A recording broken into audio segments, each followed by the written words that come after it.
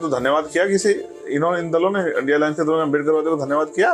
जब आकाश आनंद नगीना पहुंचे तो वहाँ आपसे संबंधित सवाल हुआ तो उन्होंने कहा कि कौन चंद्रशेखर है ना, मैं किसी चंद्रशेखर को नहीं जानता। जिसने समाज के लिए गोली खाई हो, जान की बाजी लगा दी, उसको समाज जानता है। समाज ने यही साबित किया कि अगर तुम लोग नहीं जानते तो हम तो जानते हैं ना। ठीक, आपके दरवाजे पे क्यों है? देखिए, सांसद तो 543 बने हैं भारत की लोकसभा में। एक दो पहले ही बन गए थे जिनके खिलाफ कोई लड़ा नहीं, और बाकी सब चुनाव लड़के बने। लेकिन ये जो किरदार है, इसके पीछे एक बहुत बड़ा संगठन है। भीम आर्मी नाम का एक ऐसा संगठन जो कमजोरों, हक वंचित समाज के लोगों, किसानों, मजदूरों, महिलाओं को सुरक्षा कवच बनकर, संविधान का सुरक्षा कवच बनकर पिछले निरंतर 10 साल से भारत की हक वंचित समाज की जनता की सेवा कर रहा है। और आजाद समाज पार्टी का भी एक बड़ा संगठन है उसके सहयोग में, जो मध्य प्रदेश में, राजस्थान में, बिहार में, झारखंड में, उड़ीसा में, छत्तीसगढ़ में, दिल्ली में, हरियाणा में, पंजाब में, उत्तराखंड में, यूपी में एक अपना मजबूत हस्तक्षेप रखता है राजनीति में। तो यहाँ एक सांसद नहीं बना, यहाँ एक उम्मीद है। और आप भरोसा करोगे, देश का कोई ऐसा स्टेट नहीं जहाँ से मुझे 100-200 कॉल्स नहीं हो बहुत इंपोर्टेंट लोगों की, कि अब हमें भरोसा है कि अब बाबा साहब अम्बेडकर काशीराम जी के मिशन को चलाने के लिए अब आप आगे हो, अब हम चैन से सो सकते हैं। क्योंकि पिछले लंबे समय से हमारी नींद उजड़ी हुई है। हमें लगता है कि हमारी कोई वॉइस पार्लियामेंट में नहीं है। एक अम्बेडकरवादी आया तो हमें बड़ा विश्वास है कि अकेला जो है हम सबकी जो है उन 130 एमपीओ को भी बोलने के लिए मजबूर कर देगा, और तमाम पार्टियों के लोगों को बोलने के लिए मजबूर कर देगा कि वो दलित, पिछड़े, आदिवासी, मुस्लिम और अन्य धार्मिक अल्पसंख्यक किसानों के मुद्दे पे बोले। आप लंबे समय से सड़कों पर लड़ाई लड़ रहे थे, अभी सदन में पहुंच गए हैं आप, तो ये क्या लड़ाई जो है सदन में भी उसी तरह से आवाज़ गूंजेगी जिस तरह से अभी तक आप सड़कों पर लोगों के हित के लिए, उनके संघर्ष के लिए लड़ाई कर रहे थे? ये बूस्टर है, बूस्टर लगाया तो और तीखे, और जो बुनियादी सवाल है वो सरकार से पूछे जाएंगे, स्टेट में जो सरकार है उनसे पूछे जाएंगे, और जो नए अवसर मिलने चाहिए वंचित वर्गों को उसके लिए भी सवाल होंगे। सरकार अगर कोई गलत पॉलिसी लाएगी, एंटी कॉन्स्टिट्यूशनल या जो है जनहित के अगेंस्ट कोई वो लाएगी, पॉलिसी लाएगी, कोई कानून बनाएगी, उस पर विरोध भी होगा। सरकार कोई अच्छी चीज करेगी, उस पर सरकार का स्वागत भी होगा। तो सड़क की लड़ाई भी लगातार जारी रहेगी, सड़कें भी सुनी रहेंगी। अब ऐसा है कि अब इस आवाज को एक प्लेटफॉर्म मिला है जो देश भर में और दुनिया भर में सुनी जाएगी। पिछली बार हमारी आपसे मुलाकात हुई थी तो मैंने पूछा था कि आप कहाँ से चुनाव लड़ेंगे, तो आपने नगीना का नाम लिया था। आप नगीना से चुनाव भी लड़े, लेकिन आपका जो गृह क्षेत्र है वो सहारनपुर में आपका घर पड़ता है। तो इस सीट को चुनने की कोई खास वजह? तो ये सहारनपुर भी हम ही जीते हैं, सहारनपुर हमसे बाहर कहाँ है। लेकिन सच ये है कि पार्टी का फैसला था, क्योंकि नगीना का हिस्ट्री आप जब देखोगे तो आपको मिलेगा कि वहाँ मीरा कुमार लड़ती मिलेंगी, वहाँ आपको जो है रामविलास पासवान जी लड़ते मिलेंगे, वहाँ आपको वहाँ से जीत के बहन जी 89 मेंबर पार्लियामेंट, तो वहाँ भी एक लेगेसी चल रही है बहुजन लीडरशिप की। तो ये पार्टी का फैसला था कि हमें नगीना लड़ना है, और नगीना पार्टी का फैसला मेरे सर माथे है। मैं तो पार्टी का एक ईमानदार समर्पित वर्कर हूँ। पार्टी ने जो आदेश दिया मैंने उसका पालन किया। इस चुनाव में क्या किसी ने आपकी मदद की, चाहे वो सहारनपुर से जो आपके सांसद साहब जीत के आए हैं, इमरान मसूद साहब? मेरी जो सबसे बड़ी मदद की वो हमारे धार्मिक गुरुओं ने की, चाहे वो सतगुरु रविदास जी महाराज को मानने वाले हमारे धार्मिक गुरु हों, चाहे वो इस्लाम को मानने वाले हमारे धार्मिक गुरु, चाहे वो सिख जो लेगेसी है हमारी गुरु ग्रंथ साहिब को या गुरु नानक देव जी को मानने वाले हमारे धर्म गुरु हों, या जो है हमारे क्रिश्चियन धर्म को मानने वाले धर्म गुरु हों, या जो है और हिंदू धर्म को मानने वाले भी कुछ धर्म गुरुओं ने हमारी वहाँ मदद की, जो न्यायप्रिय और एक मजबूत वाइस ईमानदार आदमी को, नए आदमी को मौका देना चाहते थे। साथ साथ जो है बुद्ध धर्म को मानने वाले हमारे बनते लोगों ने भी जो है सब लोगों ने मेरी मदद की। उसके साथ साथ जो पुराने बहुजन मिशनरी हैं उन्होंने मेरी बहुत मदद की, और भीम आर्मी आज़ाद समाज पार्टी का तो मैं ऋणी हूँ कि एक एक वर्कर ने अपनी हिम्मत से बढ़ के मदद की। आपको मैं इसका एक उदाहरण भी दूंगा। उसके साथ साथ नगीना की महान जनता की मदद मुझे हमेशा मिली पहले दिन से। उन्होंने मुझे नोट भी दिया और वोट भी दिया। जब मैं केतली लेके जाता था तो वो मेरे तेल का पैसा भी जुटाते थे, मेरा खाने का पैसा भी जुटाते थे, और उन्होंने मुझे वोट भी भरपूर दी। मुझे 52% करीब वोट मिला है, और 48 में पूरा विपक्ष है, और 70 विपक्ष सब लोग हैं। तो इसका उदाहरण मैं आपको बताता था कि जब चुनाव चल रहा था तो बीच में रमजान आया और ईद का त्यौहार आया। मुस्लिम समाज के जो लोग हैं वो पूरे जो है 1 महीना रोजा रखते हैं और फिर अपना ईद का त्यौहार अपने परिवार के साथ मनाते हैं। लेकिन जो भी वर्कर पार्टी का वहाँ, चाहे झारखंड का हो या बिहार का हो या राजस्थान का हो, जो भी वर्कर वहाँ आया, चाहे वो हिंदू धर्म में आस्था रखने वाला हो या इस्लाम में या सिख में या जैन में या क्रिश्चियन में, कोई भी अपने घर नहीं लौटा। उन्होंने ईद भी अपनी वहीं मनाई। उन्होंने कहा हमारी ईद 4 तारीख को होगी, जिस दिन हमारी मेहनत सफल होगी और चंद्रशेखर मेंबर ऑफ पार्लियामेंट बनेंगे। आप इंडिया अलायंस का हिस्सा बनना चाहते थे, आपने कोशिश की, शामिल नहीं हो पाए। लेकिन क्या जीतने के बाद राहुल गांधी, अखिलेश यादव, जयंत चौधरी, किसी का फ़ोन आया, बधाई दी? देखिए, मुझे मेरे लोग ही इतनी बधाई दे रहे हैं। और मैं दूसरी बात स्पष्ट कर दूं कि मैं बनना चाहता था, ये मेरी इच्छा थी, उनकी इच्छा नहीं थी। उनकी इच्छा होती तो वो शायद मेरा सहयोग लेते। वो मुझसे और मेरे समाज से वोट तो चाहते थे। आप जितने भी विपक्ष के लोग जीते हैं, उनमें से एक आदमी खड़ा होकर बताया कि आप बिना अम्बेडकरवादियों के वोट क्यों जीते हैं। और अम्बेडकरवादियों ने भारतीय संविधान की रक्षा के लिए, लोकतंत्र और अपने अधिकारों की रक्षा के लिए उनको वोट किया। लेकिन उन्होंने इस बात के साथ वोट किया जब मैंने उनसे कहा कि आप इस समर्थन को मजबूत करो, क्योंकि आज की ये नीडेड है। वो काशीराम साहब कहते थे, भाई मैं गलती कर सकता हूँ, आप मत करना। तो उन्होंने भले ही मेरे साथ जिस तरह का व्यवहार किया, लेकिन मैंने अपनी जिम्मेदारी अदा की। मैं 2 सीटों पर चुनाव लड़ा। एक नगीना जहां हम जीते, वहां विपक्ष से ज्यादा हमें वोट मिला, टोटल विपक्ष से। और दूसरा हम लड़े डुमरियागंज, जो नेपाल बॉर्डर पे है, वहां हमें 80,000 वोट मिले। हम 2 ही सीटों पर लड़े। ये इस बात का उदाहरण है। वहां बसपा को 3% वोट मिला, हमें 9% वोट मिला। कि अगर हम सभी सीटों पर प्रत्याशी लड़ाते तो परिणाम शायद कुछ और होते। लेकिन हमने अपनी जो है जिम्मेदारी अदा की। और वो वोट इस बात का गवाह है कि समाज जो है हमारी बात के साथ खड़ा होता है। अगर हम सभी सीटों पर लड़ाते तो हर सीट पे 1 लाख के अंतर, कम अंतर से जो सीटें जीती हैं, तो वो विपक्ष के हाथ से निकल जाती। तो हमने अपनी रिस्पॉन्सिबिलिटी को, ये मैंने देश भर में किया। देश भर में हमारा संगठन है और मैंने देश भर में किया। और इसलिए किया कि मैं अपनी जिम्मेदारी को समझता और मुझे अपनी जिम्मेदारी अदा करनी थी। और मैं आज भी अपनी जगह खड़ा हूँ। मुझे नगीना के लोगों ने आशीर्वाद दिया और देश भर के बहुजन समाज की उम्मीद हूँ मैं, उनका जो है, उनकी निगाह मेरे ऊपर है। मैं उनको निराश नहीं करूंगा। मैं उनकी लड़ाई लड़ूंगा, पार्लियामेंट में भी लड़ूंगा, पार्लियामेंट के बाहर भी लड़ूंगा। उनके मुद्दों पर मुखर रह के आवाज उठाऊंगा, सरकार से सवाल पूछूंगा। आगे कितनी बड़ी चुनौती देखते हैं? क्योंकि एक तरफ बहुजन समाज पार्टी है, आप भी बहुजन दल है आपका, तो जैसे बहन जी हैं, पूरा उनका एक संगठन है, कैडर है, काशीराम साहब की पूरी लेगेसी है, लेकिन आपका नया संगठन है। तो मतलब कैसे आपको लगता है कि आप उनको पार पा पाएंगे, या नहीं, किससे अपना उनसे मेरा मुकाबला रहेगा? विवाद ही नहीं है ना। मीडिया को ये समझना चाहिए कि सब सत्ता में बैठे लोगों से लड़ रहे हैं। समाज तो हमेशा से परिवर्तित होता रहा। समाज एक समय बाबा साहब अम्बेडकर के साथ था, उनके बाद समाज लंबे समय तक कांग्रेस के साथ रहा, बाबू जगजीवन राम के नेतृत्व। फिर वहां से हटके जब हमारा लीडर आया माननीय काशीराम साहब आए, तो माननीय काशीराम साहब के साथ आ गया। फिर लंबे समय तक माननीय बहन जी के साथ रहा। अब आजाद समाज पार्टी चंद्रशेखर आजाद के साथ हो रहा है। समाज तो अपने आप अपना नेता खोज लेता है। आप जिनकी बात कर रहे हैं, देखिए बहन जी हमारी बड़ी नेता है और बहन जी महापुरुषों की श्रेणी में आती है। उनका वो भी, इनके मन में भी इच्छा है कि भाई बहुत सारा काम अभी अधूरा है, अभी बुनियादी सुविधा भी लोगों तक नहीं पहुंची है। और जो अधिकारी कर्मचारी बन गए उनका भी शोषण हो रहा है। जो स्कूलों में बच्चे पढ़ रहे हैं, यूनिवर्सिटियों में और इंस्टीट्यूशन में पढ़ रहे हैं, उनको भी कास्ट एट्रोसिटी का शिकार होना पड़ रहा है। तो बहन जी भी इस बात समझते हैं, हमारा आरक्षण भी पूरा नहीं हो रहा है। और जो है जिस तरह घोटाले हो रहे हैं, 69 शिक्षक भर्ती में हुआ, अब नीट में हुआ, तो बहन जी भी इस बात को समझती है, सभी समझते हैं और मैं भी इस बात को समझता हूँ, समाज भी समझता है। समाज समझदार है।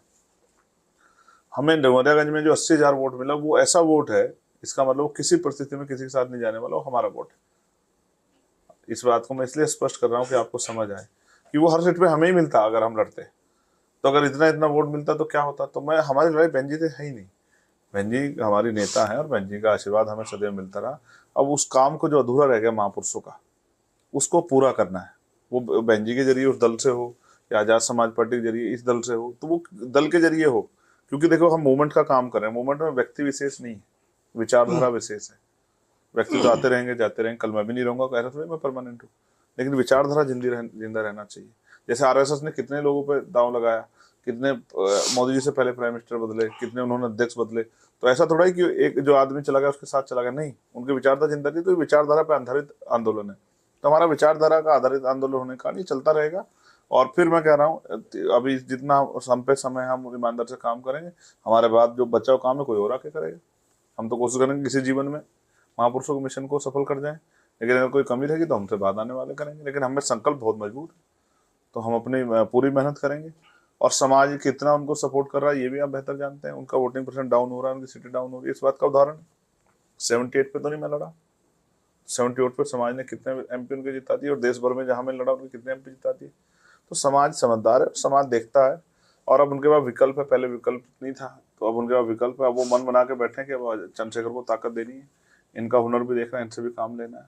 अभी कई सीटों पर उपचुनाव है, तो आप लड़ेंगे फिर आगे कई पार्टी विधानसभा चुनाव लड़ेगी, पार्टी सभी चुनाव सीटों लड़ेगी। पर? यस, पार्टी मैक्सिमम सीटों पर चुनाव लड़ेगी। बिहार में उपचुनाव पार्टी वहां भी लड़ेगी, और उत्तराखंड में उपचुनाव पार्टी वहां भी लड़ेगी, और जहां भी उपचुनाव होगा। देखिए मैंने क्या किया, 2022 में मैं समाज के बीच गया, तो समाज ने मुझसे कहा कि भाई इस बार हम बहन जी को चीफ मिनिस्टर बन जाए उत्तर प्रदेश में, तो आपका साथ लें। तो मैंने कहा ठीक है भाई, समाज बड़ा है, हम लोग छोटे, तो मैंने समाज की बात मानी, तो मैंने बहन जी को मौका दिया। ज्यादा सीटों हम लोग नहीं लड़े।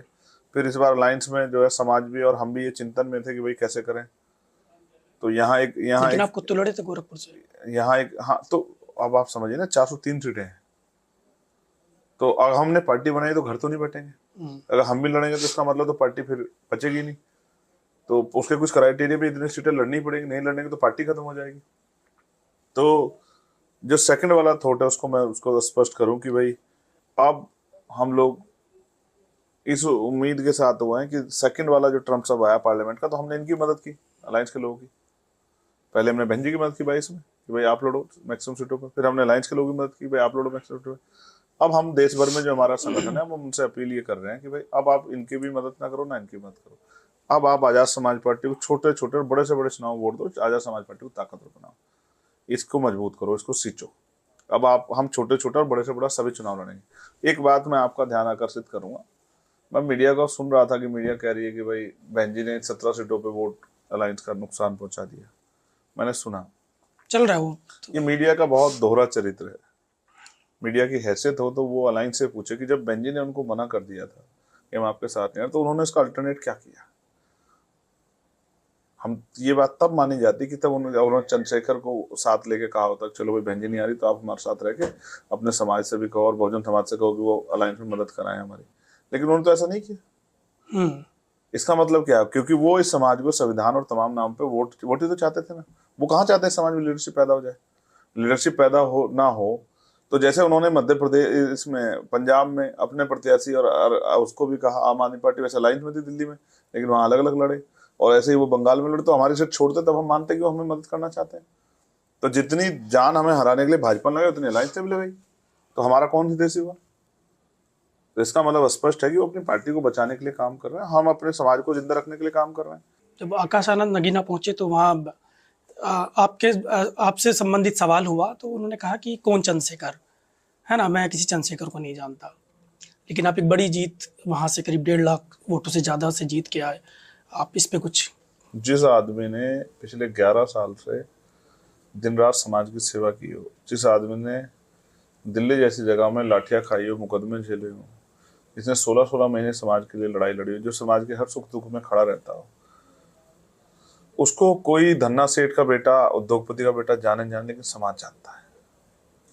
जिसने समाज के लिए गोली खाई हो, जान की बाजी लगा दी, उसको समाज जानता है। समाज ने यही साबित किया कि अगर तुम लोग नहीं जानते तो हम तो जानते हैं ना, ठीक है तुम जाओ मौज करो, हम अपनी औलाद को, हम अपने खून को आगे बढ़ा के भेजेंगे। तो उन्हीं लोगों ने वोट दिया ना, 1% वोट मिला है बसपा को, आपको पता है हमारी लोकसभा जहां हम लड़े 13,000 के आसपास वोट मिला। 1%, हाँ 10 लाख वोट पड़े हैं, तो 1% वोट पड़ा। आप इसको समझते क्या।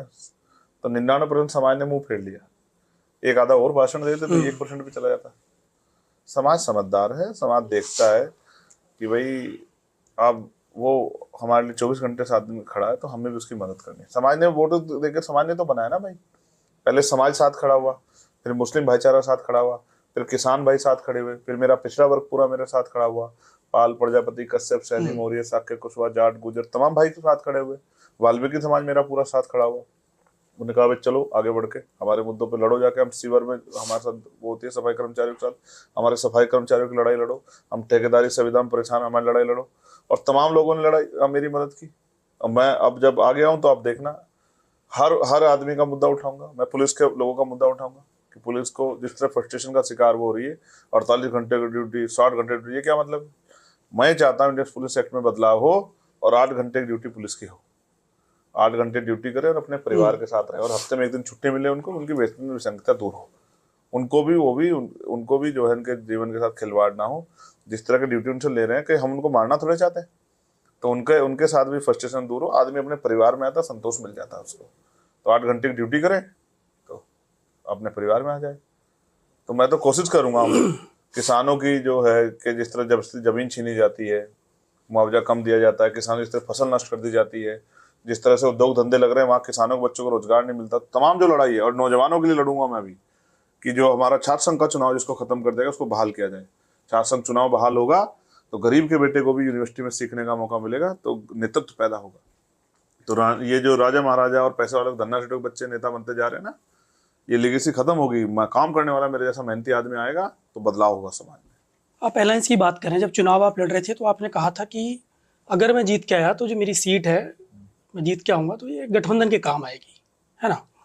तो क्या अभी भी आपकी जो सीट है वो तो मैं अगर जरूरत पड़ी तो गठबंधन के साथ काम? गया ही नहीं, लेकिन जिन्होंने मुझे नहीं, हराने के लिए, आपने कहा था चुनाव के दौरान हाँ कि मैं मुझे यही कह रहा हूँ, हाँ, उन्होंने जिन्होंने मुझे हराने के लिए एडी चोटी का जोड़ लगा दिया, उनमें अगर जरा सी भी शर्म होगी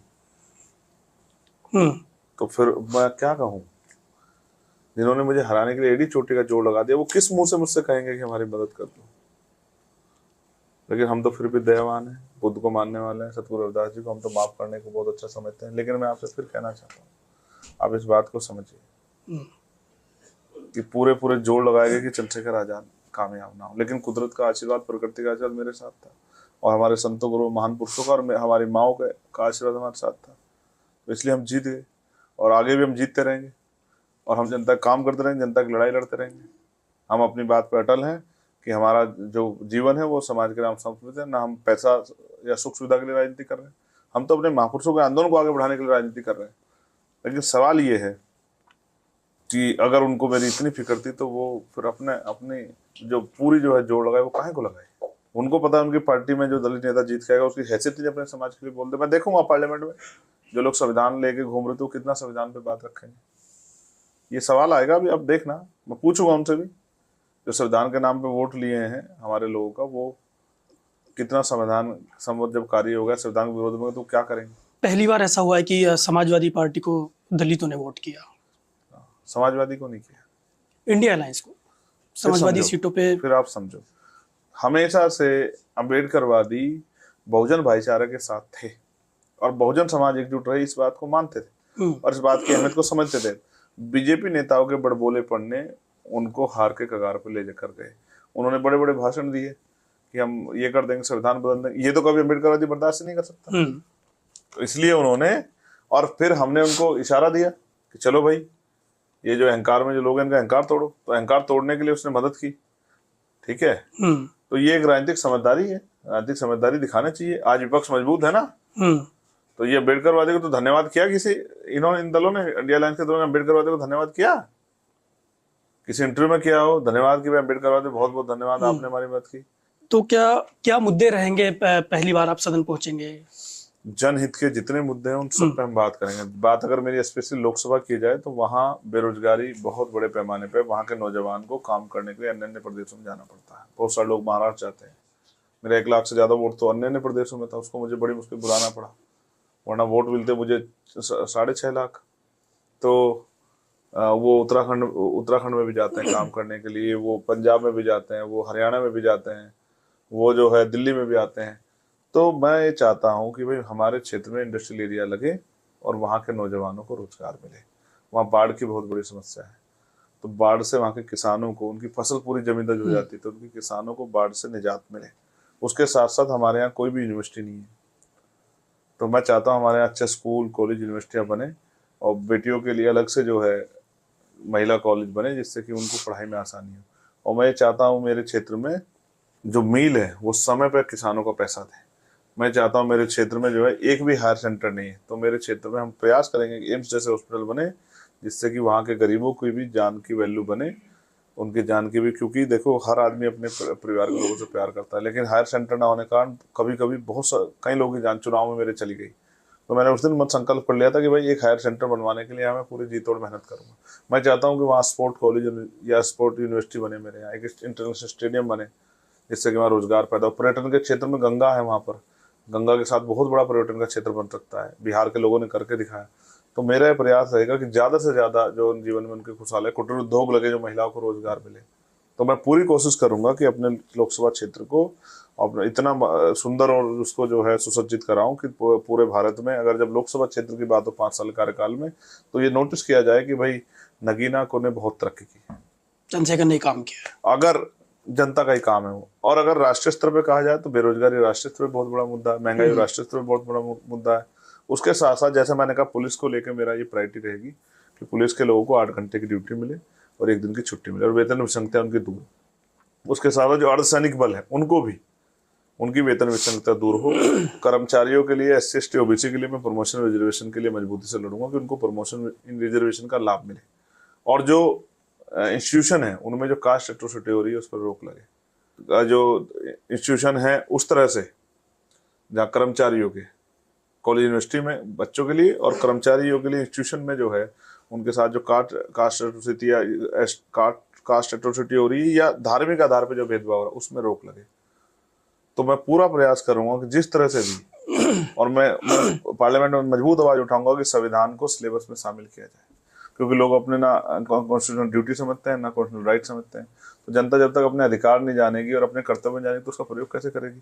तो देश को हमें जागरूक करना है, इसको भेड़ नहीं बना के रखना कि जनता में भेड़ की तरह वोट करते रहे। उनको शिक्षित बनाना है, उसको जो है उनको तैयार करना है अपने देश के प्रति। जो है कानून पे जब बनाया जाए तो कानून को समझे और कानून पर थोपे ना जाए।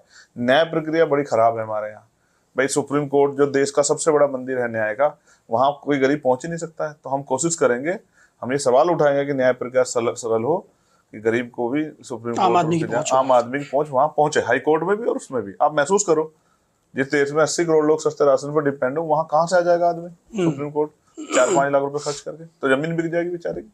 और फेस वैल्यू वाला वकील चाहिए 10 लाख रुपए पर हेयरिंग, तो अमीर तो कर लेगा हत्या करके भी, तो गरीब कहाँ करे? तो बहुत सारी चीजें हैं जिन पर काम होना चाहिए। मैं चाहता हूँ समान शिक्षा इस देश में लागू, चाहे वो मजदूर का बेटा हो, चाहे वो उद्योगपति का बेटा हो, चाहे नेता का बेटा हो, चाहे अधिकारी कर्मचारी का बेटा हो, सब जो है मुफ्त में जो है पढ़ाई करो और अपने पैरों पर खड़े हो। बाद में उनका भविष्य जो है उज्जवल हो, इसके लिए मेरी मंगल कामना। कम से कम ये लाइन तो खत्म करो कि अमीरों के लिए प्राइवेट स्कूल, गरीबों के लिए सरकारी स्कूल। और फिर अगर सोचो सरकारी में ना MBBS में ना है आपका नंबर, तो कहाँ से लाओगे? नीट का मामला